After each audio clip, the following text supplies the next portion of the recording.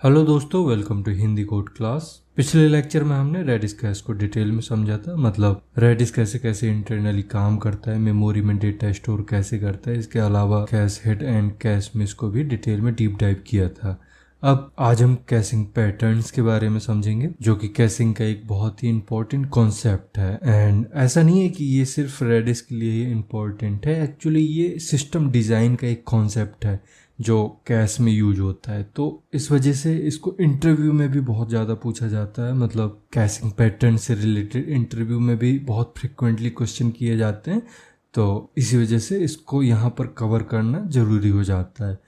अब सबसे पहले यहाँ पर समझते हैं कि ये कैशिंग पैटर्न क्या होता है एक्चुअली में। तो देखो, सबसे पहले तो मैंने आपको क्लियर कर दिया यहाँ पर कि ये जो कैशिंग पैटर्न है ये रेडिस का कॉन्सेप्ट नहीं है, ये किसी एक सॉफ्टवेयर का कॉन्सेप्ट नहीं है। ये actually computer science and system design का एक जेनरिक आर्किटेक्चर कॉन्सेप्ट है। इस वजह से कहीं पर भी आप ये मत बोलना कि इसको रेडिस के साथ ही यूज कर सकते हैं या ये एक रेडिस का कॉन्सेप्ट है, ऐसा मत बोलना। ये computer science and system design का कॉन्सेप्ट है जो कि रेडिस में भी यूज होता है, इसलिए यहाँ पर ये ज़्यादा इंपॉर्टेंट है। ठीक है, अब ये कैशिंग पैटर्न होता क्या है। तो देखो, जब आप कोई एप्लीकेशन चलाते हो, मतलब आपके पास कोई एप्लीकेशन है एंड उसमें आप कैशिंग यूज कर रहे हो, तो वो एप्लीकेशन कैशिंग सर्वर, लाइक हम अपने प्रोजेक्ट में रेडिस यूज करने वाले हैं, तो यहाँ पर कैश सर्वर हो गया रेडिस। इसी तरह से और भी मार्केट में कैश सर्वर्स हैं, तो आप उनको भी यहाँ पर रख के देख सकते हो। मतलब कैश सर्वर एंड डेटाबेस मतलब माइस्क्यूएल, पोस्टग्रेसक्यूएल, कोई भी डेटाबेस है। तो जब भी कोई application cash server and main database के बीच में कम्युनिकेशन होता है, मतलब आप ऐसे समझ लीजिए कि आपके पास एक एप्लीकेशन है, एक कैश सर्वर है एंड एक डेटाबेस है, तो इन तीनों के बीच में जो डेटा ट्रेवल हो रहा है, तो किस टेक्निक से ट्रेवल हो रहा है, मतलब किस सीक्वेंस में ट्रेवल हो रहा है, इसी डिजाइन को हम कैशिंग पैटर्न्स बोलते हैं। मतलब application caching server and main database के बीच में जो डेटा ट्रांसफर हो रहा है, तो पहले किस कंपोनेंट में डेटा जाकर रीड होगा, किस कंपोनेंट में डेटा जाकर राइट होगा, पहले डेटा कहाँ जाकर सेव होगा, बाद में डेटा कहाँ जाके सेव होगा। मतलब यहाँ पर दो चीजें हैं ना, कैश सर्वर एंड डेटाबेस, तो दोनों में से कहाँ पर डेटा सबसे पहले रीड होगा, कहाँ पर डेटा राइट होगा, एंड कैश सर्वर में डेटा कब अपडेट होगा, रिक्वेस्ट आने के बाद या रिक्वेस्ट आने से पहले ही अपडेट हो जाएगा। तो ये जितनी भी चीजें हैं, मतलब ये जितने भी सीक्वेंस है, इस सीक्वेंस को ही कैशिंग पैटर्न बोला जाता है। ठीक है, अब आप चाहे रेडिस यूज कर लो या मेमकैस्ट यूज कर लो या किसी और भी तरह का अगर आप कैशिंग टेक्नोलॉजी यूज करना चाह रहे हो तो उसको भी यूज कर सकते हो, लेकिन जो कैशिंग पैटर्न है वो सब में सेम रहता है। ठीक है, इनमें बस इम्प्लीमेंटेशन का फर्क पड़ता है, मतलब इम्प्लीमेंटेशन के तरीके थोड़ी से बदल जाते हैं, लेकिन कॉन्सेप्ट सब में सेम रहता है। ठीक है, अब अगर कहीं पर आपको इसकी वन लाइनर डेफिनेशन बतानी है, तो आप इस तरह से आप बोल सकते हो कि जो कैशिंग पैटर्न होता है वो एक स्ट्रेटेजी है जो डिसाइड करती है कि एप्लीकेशन, कैश मेमोरी एंड जो मेन डेटाबेस है, इनके बीच में डेटा का फ्लो किस तरीके से होगा। मतलब जब भी आप अपनी एप्लीकेशन में किसी भी तरह का कैश यूज करते हो, तो आप कोई ना कोई कैशिंग पैटर्न यूज कर रहे होते हो, आपको वो पता हो या ना हो। एंड इसीलिए ये इंटरव्यू में भी ज़्यादा पूछा जाता है, क्योंकि कैशिंग यूज तो सब कोई करता है। मतलब अगर आपको एप्लीकेशन के अंदर कैश यूज करना है तो आप कैशिंग को इम्प्लीमेंट करोगे, एंड वो कैशिंग इम्प्लीमेंटेशन किसी न किसी कैशिंग पैटर्न्स के अंदर ही आता है, बट आपको पता नहीं होता है कि मैं कौन सा कैशिंग पैटर्न यूज कर रहा हूँ। एंड इसी चीज़ का फ़ायदा इंटरव्यूअर उठाते हैं। मतलब यहाँ पर मोस्टली डेवलपर को पता ही नहीं होता है कि हम किस तरह का पैटर्न यूज कर रहे हैं। ठीक है, अब आपके दिमाग में आ रहा होगा कि हमें किस पैटर्न का यूज करना चाहिए, मतलब जो इंटरप्राइज एप्लीकेशन होती हैं उनमें कौन से पैटर्न यूज होते हैं। तो देखो, कंप्यूटर साइंस में मल्टीपल कैशिंग पैटर्न अवेलेबल हैं, काफ़ी तरह के पैटर्न्स एप्लीकेशन में यूज होते हैं, बट जो इंटरप्राइज एप्लीकेशन होते हैं उनमें पैटर्न्स को मोस्टली दो तरीके से कैटेगराइज किया जाता है। दो तरह के मतलब पैटर्न्स यूज किए जाते हैं। एक होते हैं सिंपल पैटर्न्स, मतलब जो फ्रिक्वेंटली यूज होते हैं, ज़्यादातर एप्लीकेशन में आपको देखने को मिल जाएंगे। एंड दूसरे कैटेगरी में आते हैं कॉम्प्लेक्स पैटर्न, मतलब ये कुछ ऐसे कैशिंग पैटर्न होते हैं जो बहुत ही रेयर कंडीशन में यूज होते हैं, मतलब किसी कॉम्प्लेक्स रिक्वायरमेंट को सॉल्व करने के लिए इनको यूज किया जाता है। ठीक है, अब आपके एप्लीकेशन में कौन सा जरूरी है, मतलब कौन सा पैटर्न यूज करना चाहिए, ये बिल्कुल डिपेंड करता है आपकी एप्लीकेशन रिक्वायरमेंट में। मतलब आपका यूज केस क्या है, बिजनेस रिक्वायरमेंट क्या है, परफॉर्मेंस रिक्वायरमेंट क्या है, डेटा कंसिस्टेंसी कैसी चाहिए, इस तरह की चीजों को देखते हुए फिर आपको पैटर्न यूज करना होता है। ठीक है, अब ऐसा भी नहीं है कि आप अपनी एप्लीकेशन में सिर्फ एक ही पैटर्न यूज कर सकते हो, आप अपने मल्टीपल सर्विसेज के हिसाब से अलग अलग पैटर्न्स यूज कर सकते हो। लाइक जैसे हम अपनी एप्लीकेशन की बात करें तो यहाँ पर प्रोडक्ट सर्विस के लिए एक पैटर्न का यूज कर सकते हो, देन पेमेंट एंड कार्ड के लिए किसी और पैटर्न का यूज कर सकते हो। इस तरह से रिक्वायरमेंट के हिसाब से आप अलग अलग पैटर्न्स यूज कर सकते हो। अब कितने तरह के यहाँ पर पैटर्न यूज होते हैं तो इसको लेके डेवलपर के दिमाग में काफ़ी डाउट रहता है कि कभी उसको पता चलता है कि मेन 4 पैटर्न होते हैं, कभी पता चलता है कि 6 पैटर्न होते हैं, बट ऐसा कुछ नहीं है। देखो मल्टीपल पैटर्न है कंप्यूटर साइंस के अंदर, बट इम्पॉर्टेंट कौन कौन से, मतलब जो आप एप्लीकेशन में यूज कर सकते हो वो कौन कौन से पैटर्न है, ये मैटर करता है। तो देखो मेनली यहाँ पर ये जो मैं आपको लिस्ट दिखा रहा हूँ, यहाँ पे मैंने 7 पैटर्न्स को रखा हुआ है एंड इनको एक एक करके बताऊंगा। बट इस लेक्चर में मैं cash aside pattern, read through pattern and right through pattern, ये 3 कवर करने वाला हूँ। तो सबसे पहले बात करते हैं कि ये कैश असाइड पैटर्न क्या होता है। तो देखो कैश असाइड पैटर्न को लेजी लोडिंग पैटर्न भी बोलते हैं। मतलब लेजी लोडिंग क्यों बोलते हैं, क्योंकि ये कभी भी किसी भी डेटा को पहले से कैश में स्टोर करके नहीं रखता। मतलब ये ऐसा नहीं करेगा कि डेटाबेस में आपका डेटा पड़ा हुआ है तो वहां से उठा के कैश में रख ले, ऐसा नहीं है।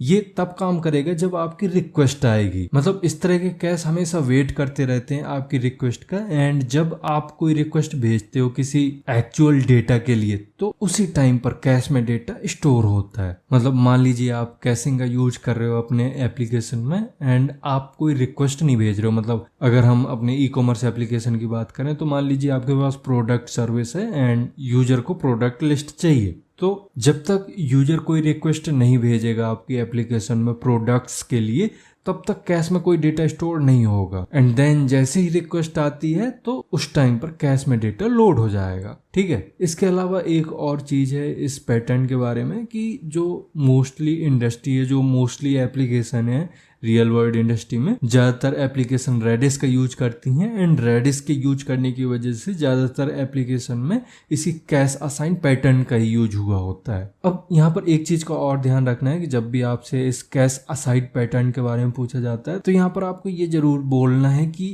एप्लीकेशन सर्वर खुद कैश एंड डेटाबेस को मैनेज करता है। मतलब एप्लीकेशन ही डिसाइड करता है कि डेटा को कैश से लाना है या डेटाबेस से लाना है। ठीक है, अब इसे असाइड क्यों बोला जाता है, मतलब इस पैटर्न को असाइड इसलिए बोला जाता है क्योंकि यहाँ कैश एप्लीकेशन एंड डेटाबेस के बीच का कंपोनेंट नहीं होता है। मतलब इसको ऐसा नहीं माना जाता है कि कैश दोनों के बीच में काम कर रहा है, बल्कि कैश साइड में एक अलग कंपोनेंट की तरह काम करता है जिसमें एप्लीकेशन को जब जरूरत पड़ती है तब उससे कनेक्ट करती है एंड डेटा को ट्रांसफर करती है। मतलब डेटा को स्टोर करना होता है या डेटा को रीड करना होता है तो जब एप्लीकेशन को जरूरत होती है तब उससे कम्युनिकेट करती है। ठीक है, अब अगर इसके हम फ्लो की बात करें तो जब भी किसी एप्लीकेशन को डेटा की जरूरत पड़ती है तो सबसे पहले एप्लीकेशन रेडिस कैश में चेक करता है कि रिक्वायर्ड डेटा अवेलेबल है या नहीं है, एंड अगर कैश में डेटा मिल जाता है जिसे हम कैश हिट भी बोलते हैं तो एप्लीकेशन वहीं से डेटा डायरेक्टली उठाकर क्लाइंट को रिटर्न कर देता है। इसमें रिक्वेस्ट को डेटाबेस तक जाने की जरूरत नहीं होती है एंड इसी वजह से ये बहुत ही फास्ट रिस्पॉन्स कर पाता है। ठीक है, अब अगर रिक्वेस्ट को डेटा नहीं मिलता है कैश में तो यहाँ पर कैश मिस का कॉन्सेप्ट आता है। मतलब इस चीज को कैश मिस बोला जाता है, जो कि मैंने पिछले लेक्चर में आपको डिटेल में समझाया है।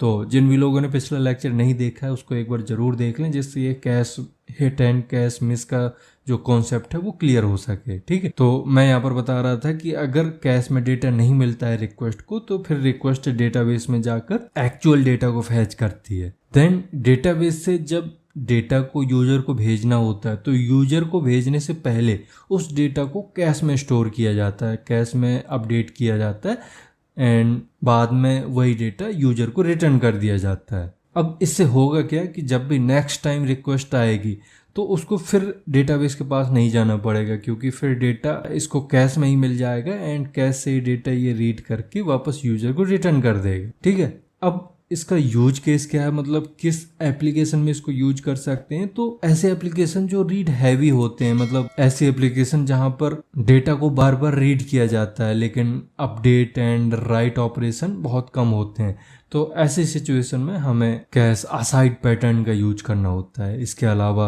स्टैटिक या सेमी स्टैटिक डेटा जहां पर होता है, मतलब ऐसा डेटा जो बार बार चेंज ना हो, like product detail, category list, country list, configuration data. तो इस तरह का काफी सारा डेटा होता है जो हमें बार बार चेंज करने की जरूरत नहीं होती। तो इस डेटा के लिए भी हमें कैश असाइड पैटर्न का यूज करना चाहिए। लेकिन इस पैटर्न में एक प्रॉब्लम भी है। इसको ऐसे समझ लीजिए, मान लीजिए आपने डेटाबेस में कोई रिकॉर्ड अपडेट कर दिया। अब अपडेट करने के केस में जो कैश में डेटा पड़ा है वो अपडेट नहीं होगा। उसे अपडेट करने के लिए या तो आप मैनुअल अपडेट करिए या फिर उसका टीटीएल एक्सपायर होने का वेट करिए। मतलब कैश में डेटा तभी अपडेट होगा जब या तो आप मैनुअल उसको चेंज कर दो, मतलब इसमें कैश इनवैलिडेशन या टीटीएल का जो कॉन्सेप्ट होता है उसको सही से यूज करना होता है। ठीक है, बाकी का ये पैटर्न बहुत ही बढ़िया है। मतलब अगर आप high resilience and memory efficient pattern पर काम करना चाह रहे हो तो आपके लिए कैश असाइड पैटर्न एकदम बढ़िया है। अब बात करते हैं इसके सेकेंड पैटर्न्स के बारे में, जो कि है रीड थ्रू पैटर्न। एंड ये पैटर्न भी रीड करने के लिए यूज किया जाता है। मतलब अगर आप पहली बार इस रीड थ्रू पैटर्न को देख रहे हो तो ये एकदम कैश असाइड पैटर्न की तरह आपको फील होगा,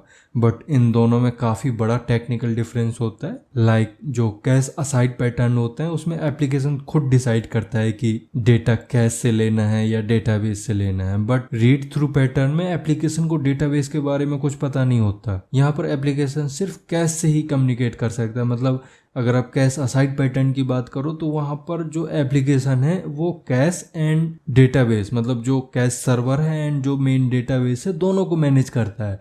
बट रीड थ्रू पैटर्न में डेटाबेस का पता ही नहीं होता एप्लीकेशन को कि डेटाबेस है कि नहीं है।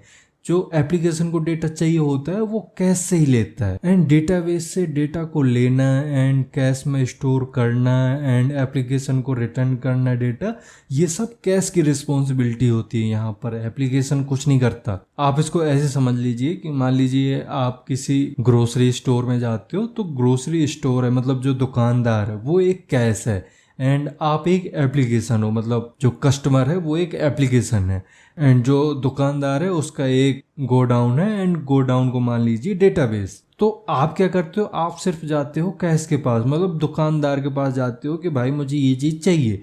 अब वो शॉपकीपर डेटाबेस में जाकर, मतलब गोडाउन में जाकर चीज़ें लाता है या खुद से देता है, या गोडाउन से कब उसको चीज़ें अपने पास रखनी है, ये जितनी भी चीज़ें हैं ये सब कैश हैंडल कर रहा है। मतलब ये सब शॉपकीपर ही देख रहा है। तो इसी तरह का कुछ एप्लीकेशन के अंदर भी होता है। मतलब जहाँ पर हम रीड थ्रू पैटर्न का यूज करते हैं तो उस एप्लीकेशन में भी कुछ इसी तरह का हो रहा होता है।